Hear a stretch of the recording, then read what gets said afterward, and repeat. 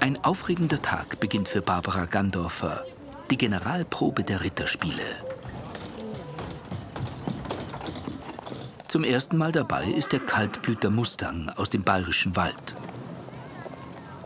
Etwa 30 Pferde mit Reitern, darunter auch 7 eiserne Ritter, werden heute auf dem Turnierplatz der Landshuter Hochzeit erwartet. Man ist immer nervös. Ich kenne die Ritter jetzt schon seit sie kleine Kinder waren und da ist man immer nervös. Die Pferde wünschen mir auch, dass sie gut wieder rauskommen. Aber die sind eigentlich sehr relaxed. An diesem Regietag, den wir heute haben, wollen wir gar nicht viel stechen, sondern vielleicht einen schönen Stich und dann ist gut. Monatelang haben die Landshuter auf diesen Tag hingearbeitet. Mit 2400 Kostümierten und 10.000 Zuschauern eine gigantische Probe, für die der Vorstand der Landshuter Hochzeit, erkennbar am grauen Kostüm und der weißen Reiherfeder, verantwortlich ist. Barbara ist für die Pferde zuständig und beobachtet das Warmreiten genau. Bei dem auch Neuling Mustang mit seinem Ritter Sebastian Ehn dabei ist. Die sind nicht ausgewichen, sind ziemlich gerade aufeinander zugegangen. Und das hätte auf jeden Fall für einen guten Stich gereicht. Ein Leben für die Landshuter Hochzeit. Seit 1975 ist Barbara Gandorfer mit dabei, als Edelfräulein im Tanzspiel, als polnische Fürstin oder in der Falkner-Gruppe. Ehrensache, dass auch ihr Mann Thomas und ihre 3 Töchter die Leidenschaft der Mama teilen. Eine echte Hochzeiterfamilie.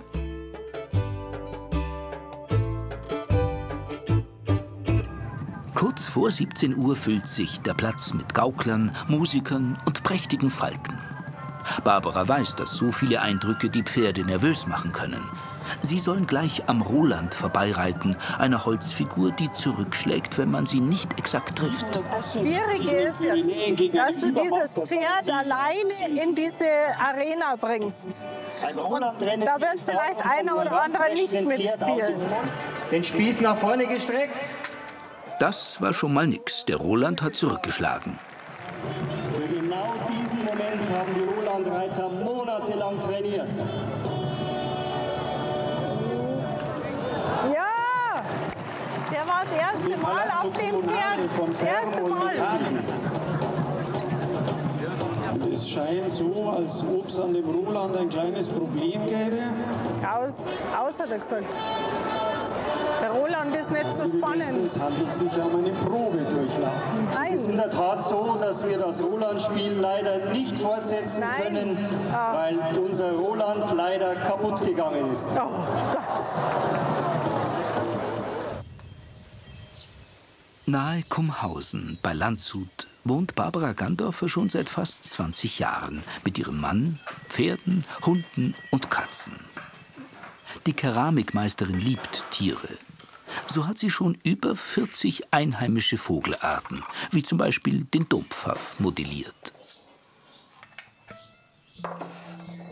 Aber auch Ritter, ihre schweren Pferde und die Kostüme der Hochzeit formt sie aus Ton. Solche Köpfe lassen sich oft Mitwirkende von ihr gestalten als bleibende Erinnerung. Braut und Bräutigam hat sie auch verewigt.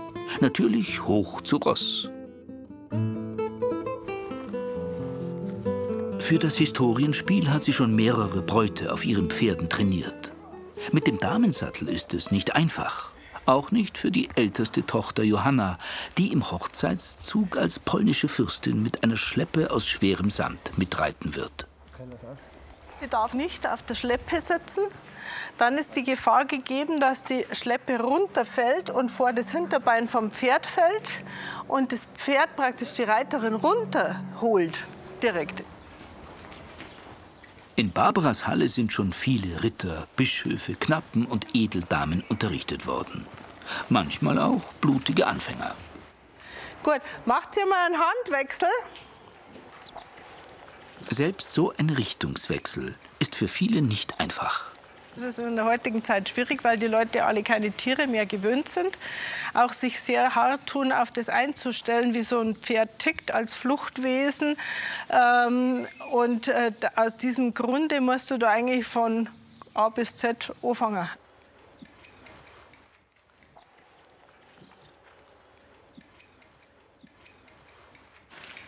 Warte mal, halt, Schleppe, hat sich verabschiedet.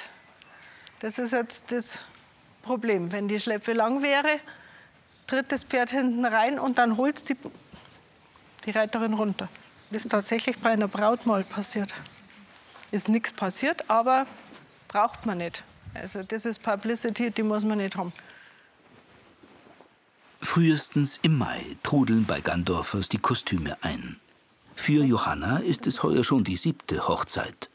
Sie trägt als polnische Dame zu Pferd eine dicke Pelzhaube. Heiß wird's vorne. So. Man denkt im 4-Jahres-Rhythmus. Das ist das Interessanteste eigentlich an dem Ganzen, wenn man auch über die Vergangenheit spricht und sagt man immer, ach, das war das Jahr nach der Landshuter Hochzeit oder ja, es dreht sich alles darum, wenn man noch ein jüngeres Mädchen ist, dann braucht man ja lange Haare. Das heißt, es geht in den 4 Jahren immer darum, oh Gott, werden die Haare lang genug? Und ich habe sie mir immer abgeschnitten nach der Landshuter Hochzeit und die Mama hat immer Panik bekommen, dass sie nicht lang genug werden bis zur nächsten. Nur wenn die Jungen auch dieses Gefühl aufsaugen und wissen, okay, ich bin jetzt in einem anderen Zeitalter, ich bin jetzt eine Fürstin, verzichtet man dann auch auf ein Kaugummi oder eine Zigarette. Ja. Aber nicht auf ein großes Tattoo. Tätowierung, Landshuter Hochzeit geht nicht. Und deshalb müssen wir uns da noch was einfallen lassen mit dem Kragen, dass das ordentlich ist. Für die Landshuter Hochzeit dreht Barbara Gandorfer auch monatelang Humpen und Becher auf ihrer Scheibe. Heuer waren es rund 250 Stück. Das ist die Originalbecherform, wie sie in einer Nische von der Martinskirche gefunden wurde. Es ist erstaunlich, was es in dieser Zeit schon alles gab. Das haben die dann alles auf so Fußscheiben gemacht, ohne Motor natürlich. Und die Humpenform, das ist eigentlich diese hier. Und dieser Obrist hat gesagt, er möchte seinen Namen drauf haben. Und ich habe in alter Schrift dann seinen Namen da drauf geschrieben, damit er den auch immer sofort erkennt. Am Tag der Generalprobe wird Barbara unterstützt von ihrem Mann und ihren Töchtern, die inzwischen von einfachen Blumenmädchen zu Fürstinnen aufgestiegen sind. Wir kennen uns nicht anders. Wir sind von klein auf dabei. Unser Opa war schon von Anfang an sehr stark involviert als Vorstand und so sind wir da reingeboren worden in die Familie. Alle 4 Jahre werden die Schweißdrüsen aufs Maximum gestellt. Und ja, das Spannendste halt ist zu schauen, ob mit den Pferden alles klappt. Und wir haben Gott sei Dank keine Aufgaben heute. Wir können uns zurücklehnen. Wir müssen so schön sein. Zuschauen. Genau. Auf dem Turnierplatz steigt dagegen die Spannung. Die eisernen Ritter werden eingekleidet. Auch Sebastian Ehn.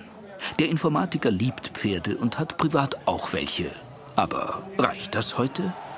Der reiterliche Teil ist immer noch das, was am herausforderndsten ist. Die Lanzenführung und alles, das kriegt man relativ schnell. Aber wenn man die ganze Rüstung auf dem Pferd komplett anhat, mit Hatsche, mit Bart, der ja bis hierher geht, und dann mit Schaller, mit einer Seeschlitz oder mit Rennhut eben, dann sieht man von seinem eigenen Pferd gar nichts mehr. Sein Pferd, der Neuling Mustang. Als Kutschen- und Umzugspferd müsste er eigentlich an Lärm und viele Menschen gewöhnt sein. Der muss da rein. Das gefällt mir jetzt nicht. Aber er geht rein. Probieren kann man es ja mal.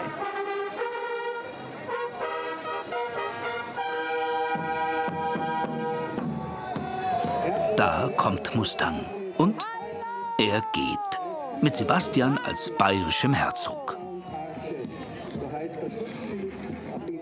Sein Gegner? Hoher Adel aus Württemberg. Graf Eberhard von Württemberg ist ebenfalls... Den Mann von meiner Nichte hat schon öfter da hingelegt.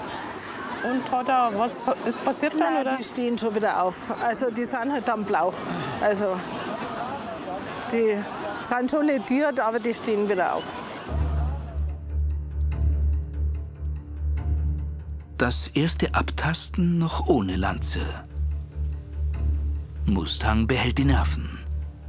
Aber gelingt ein Stich mit der 3,5 Meter langen Waffe? Mustang und Sebastian haben es geschafft. Sie gehen mit diesem Stich, der einzige bleiben wird, als Sieger aus dem Turnier. Und ohne Blessuren.